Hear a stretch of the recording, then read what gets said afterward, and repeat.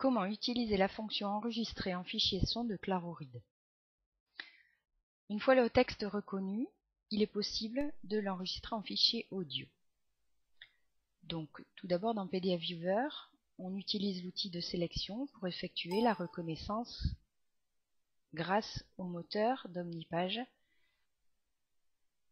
par la fonction numériser à partir de la capture d'écran.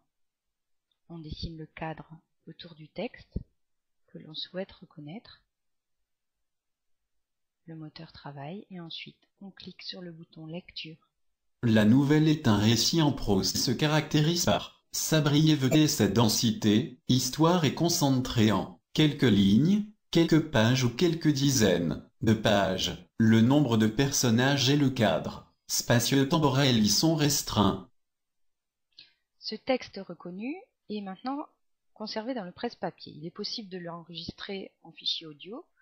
Dans la barre d'outils, on clique sur le bouton enregistrer et on choisit enregistrer en fichier audio.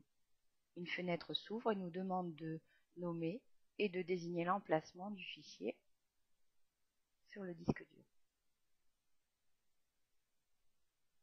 Le fichier est créé, placé à l'endroit souhaité, on le récupère. La nouvelle est un récit en prose qui se caractérise par sa brièveté et sa densité, histoire est concentrée en quelques lignes, quelques... Nous allons voir comment accéder d'une autre manière à la fonction enregistrer en fichier audio de Claro. Si le bouton, comme ici, le bouton enregistrer n'est pas visible, passez par l'outil paramètres et vous avez le bouton enregistrer en fichier audio. On retrouve alors la fenêtre de sauvegarde du fichier de tout à l'heure. Votre possibilité, c'est que vous n'ayez pas ce bouton enregistrer dans la barre d'outils. L'onglet affichage va vous permettre de faire apparaître ou disparaître les boutons dans la barre d'outils de Claro. On détermine ces boutons en fonction de l'élève et en fonction de ses besoins.